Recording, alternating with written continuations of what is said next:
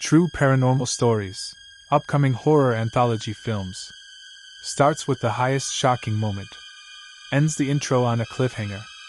Then goes back to the beginning of the story. Suspenseful with highs and lows. 600 plus words. Ends on another extreme event. Story title included. Simple English a 10-year-old can understand. I will not continue to Chapter 2 until you tell me. Continue Chapter 2. True paranormal stories, upcoming horror anthology films. Chapter 1. The scream did not sound human. It echoed through the dark hallway of the abandoned cinema, bouncing off the peeling walls like a trapped creature fighting to escape. The projector room light flickered wildly, and on the dusty screen below, the film reel, an old tape marked "Real footage do not show," continued playing by itself. Inside the video, a shadow moved closer and closer toward the camera, its body tall, thin, and shaking like it was made of smoke.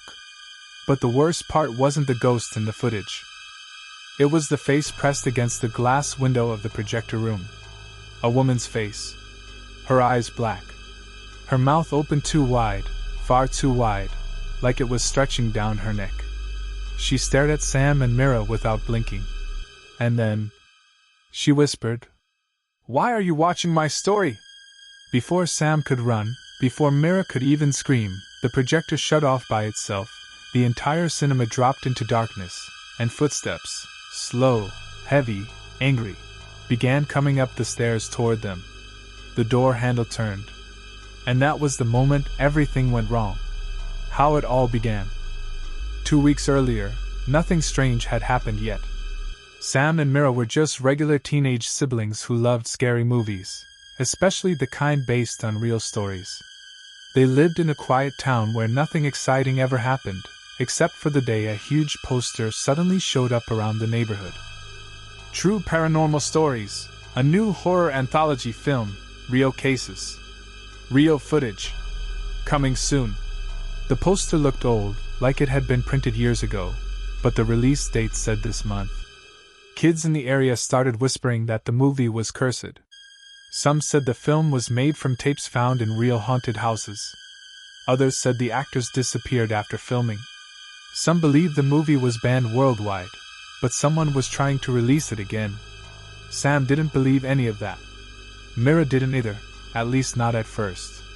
But then the strange things began. Low event, the first sign.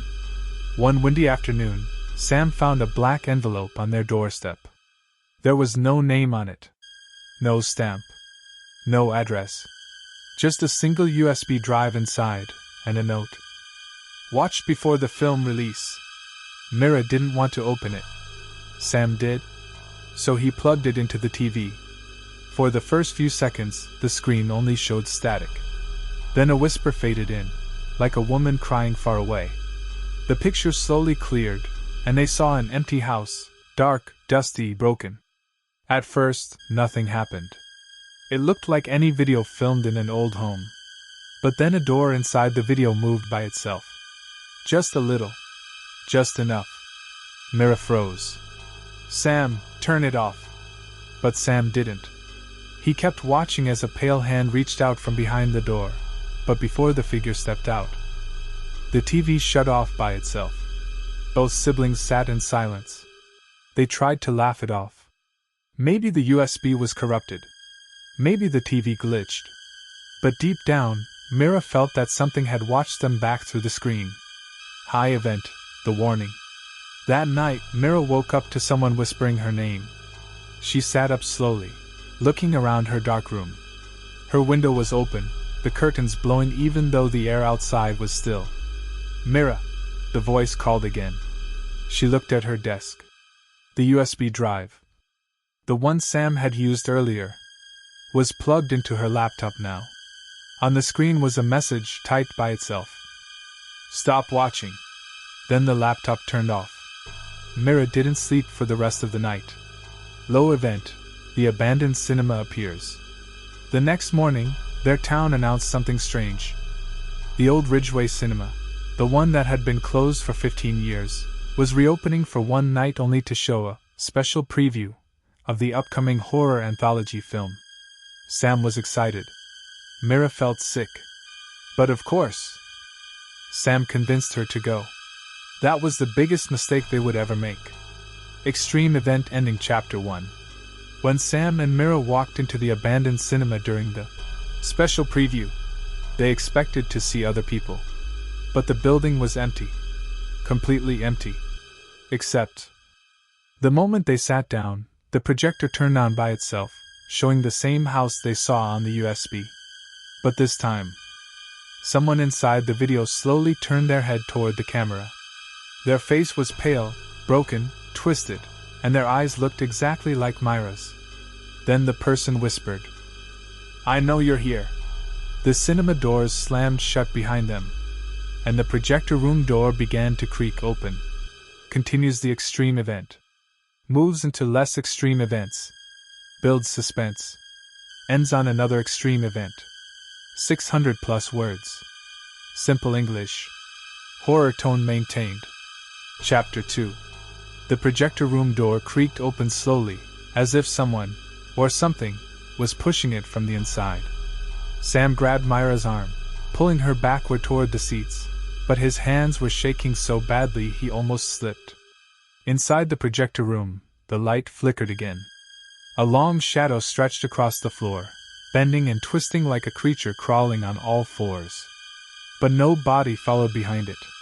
Only the shadow moved, alive on its own. Then a woman's voice echoed inside the empty cinema. "Welcome to my story." Mira squeezed Sam's hand. "Sam, we need to go. Please."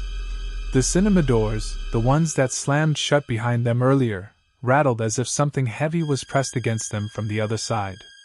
Something breathing. The shadow began creeping down the projector room stairs.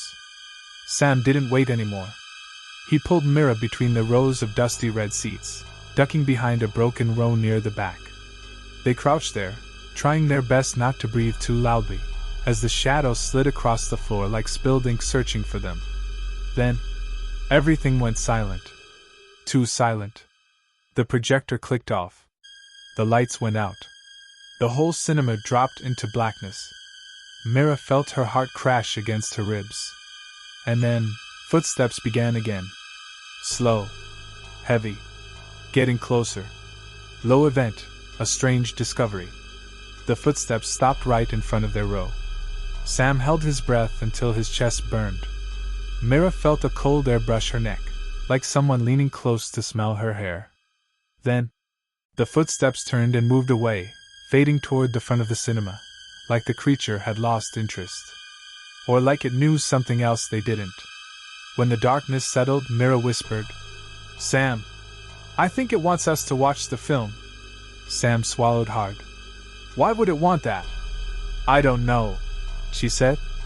"But everything started when we watched that USB." Sam slowly raised his head to peek over the seats. The screen was blank now. But the projector was on again. Only this time, it wasn't showing a house. It was showing the inside of the cinema. Their cinema.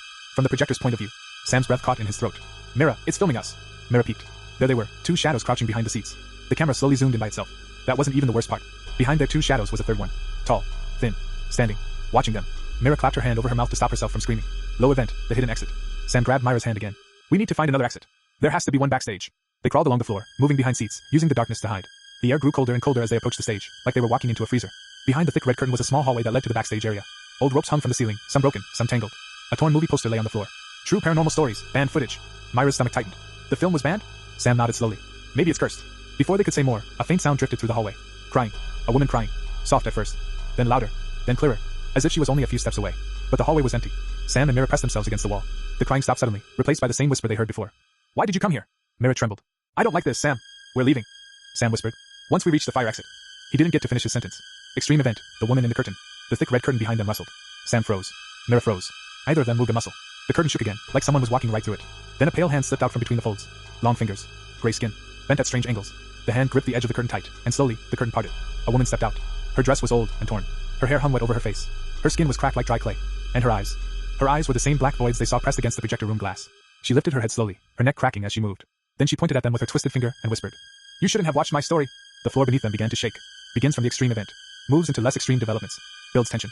Ends on the final extreme conclusion. 600 plus words. Simple, clear English. Delivers a full ending to the story. Suspenseful with strong climax. Chapter 3. The floor shook so violently that Sam and Mira both dropped to their knees. Dust rained from the ceiling, old ropes swung wildly, and the pale woman stepped closer, her long fingers scraping along the wall like claws. Her voice rose above the trembling ground. You watched my story, now you must finish it. A loud crack echoed through the backstage room. The stage lights flickered on for a moment, bright white and blinding, revealing the woman's full face. It was worse than before. Her skin was peeling. Her cheeks were split.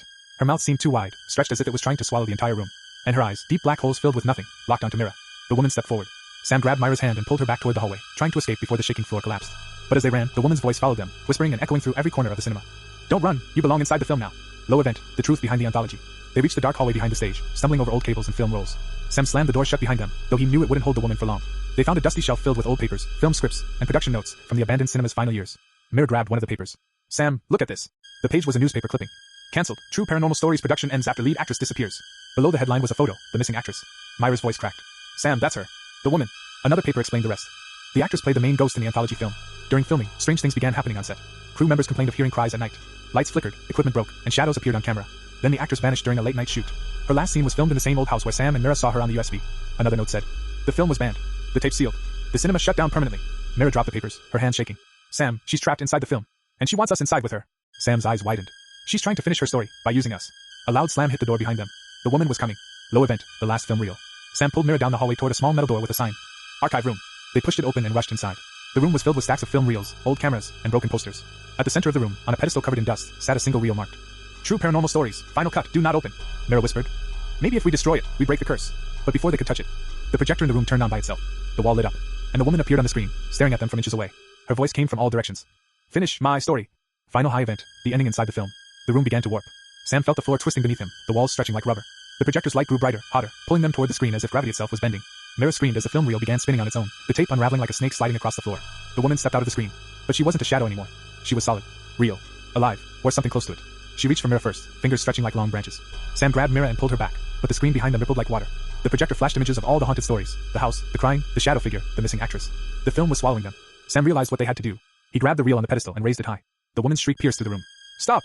But Sam smashed the reel to the floor. The tape burst out in all directions. The projector light exploded in a blinding flash. The woman screamed, her body cracking like breaking glass, her shape shattering into pieces of shadow. The cinema began collapsing, walls crumbling, seats falling, dust choking the air. Sam grabbed Mira and ran toward the exit as the building groaned and split apart. They burst through the side door just as the entire cinema crashed into itself, collapsing into a cloud of dust and broken memories. The scream stopped. The shadows vanished. The screen shattered. It was over. Or at least, they thought it was. Because lying on the ground, right in front of the collapsed cinema, was something small and black. A USB drive.